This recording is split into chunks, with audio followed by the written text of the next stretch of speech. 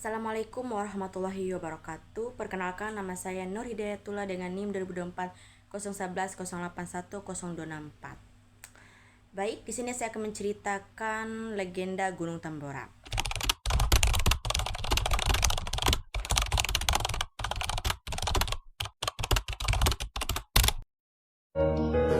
Ede dung kata dakai baruman nairan torum bisa menana ada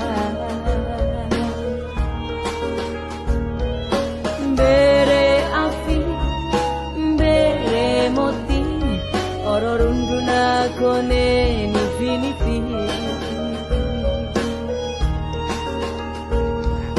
Pada zaman dahulu kala, di Pulau Sumbawa, tepatnya di Nusa Tenggara Barat, berdirilah sebuah kerajaan besar yang terletak di kaki Gunung Tambora.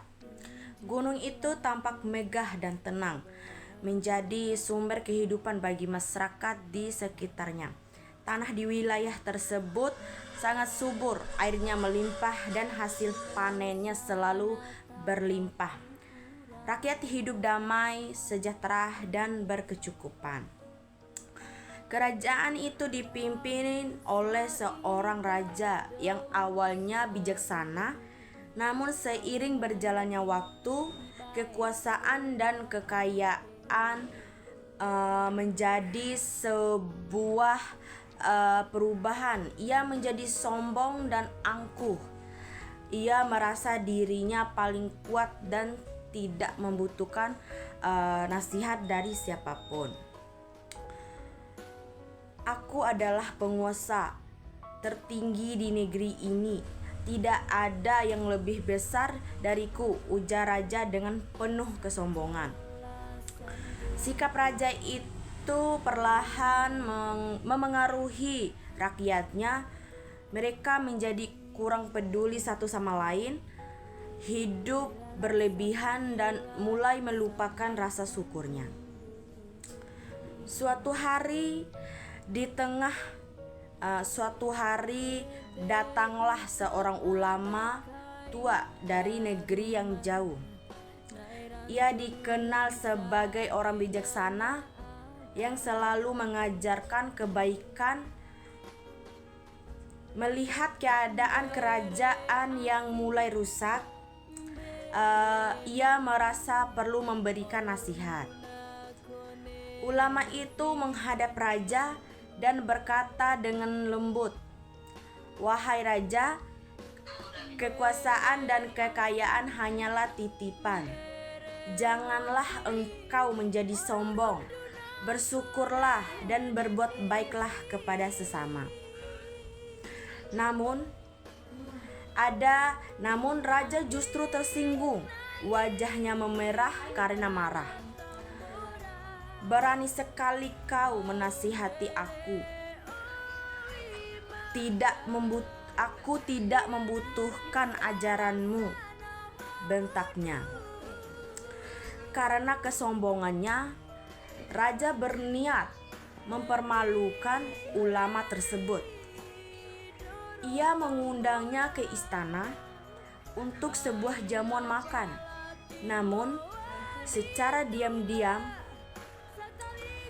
ia memerintahkan pelayannya untuk menyajikan makanan yang tidak layak untuk dimakan.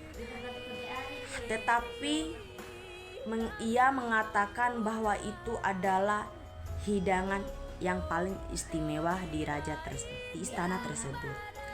Saat jamuan berlangsung, ulama itu mengetahui tipu daya tersebut. Ia tidak marah, tetapi hatinya sangat sedih. Dengan suara tenang, ia berkata, "Wahai raja, kesombonganmu telah menutup hatimu. Engkau tidak lagi mampu membedakan yang benar dan yang salah. Jika engkau tidak berubah, maka akan datang balasan atas perbuatanmu." Setelah berkata demikian, ulama itu pergi meninggalkan istana. Berharap beberapa hari kemudian, tanda-tanda aneh mulai muncul. Langit yang biasanya cerah berubah menjadi gelap. Angin bertiup sangat kencang. Burung-burung berteberangan meninggalkan sarangnya. Tanah mulai bergetar. Rakyat mulai ketakutan. Apa yang sedang terjadi? Tanya mereka panik. Tiba-tiba terdengar suara gunung yang sangat dahsyat dari arah Gunung Tambora. Gunung itu meletus. Api menyembur tinggi ke langit. Abu vulkanik menyelimuti seluruh wilayah hingga gelap gulita. Batu-batuan panas berjatuhan, menghancurkan rumah, ladang, dan istana. Suara ledakan mengguncang bumi. Rakyat berlarian menyelamatkan diri sambil berteriak, "Tolong selamatkan diri." Namun, bencana itu terlalu besar untuk dihindari dalam waktu singkat. Kerajaan yang dahulu megah kini hancur total. Istana runtuh, ladang rusak, dan banyak nyawa yang melayang. Raja yang sombong itu pun tidak mampu menyelamatkan dirinya. Semua kekuasaan dan kekayaan ia banggakan lenyap begitu saja. Setelah beberapa waktu, letusan itu perlahan mereda. Namun, kerajaan tersebut telah hilang tanpa jejak. Yang tersisa hanyalah Gunung Tambora dengan kawah besar sebagai tanda peristiwa dahsyat itu.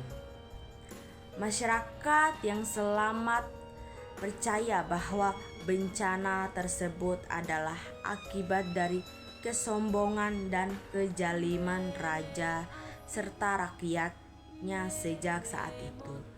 Gunung Tambora menjadi pengingat bagi semua orang agar tidak hidup dalam kesombongan. Gunung Tambora kini tetap berdiri megah di Pulau Sumbawa, menyimpan kisah tentang kejadian yang hilang dan pelajaran berharga bagi manusia. Mungkin itu saja video dari saya. Sekian, wassalamualaikum warahmatullahi wabarakatuh.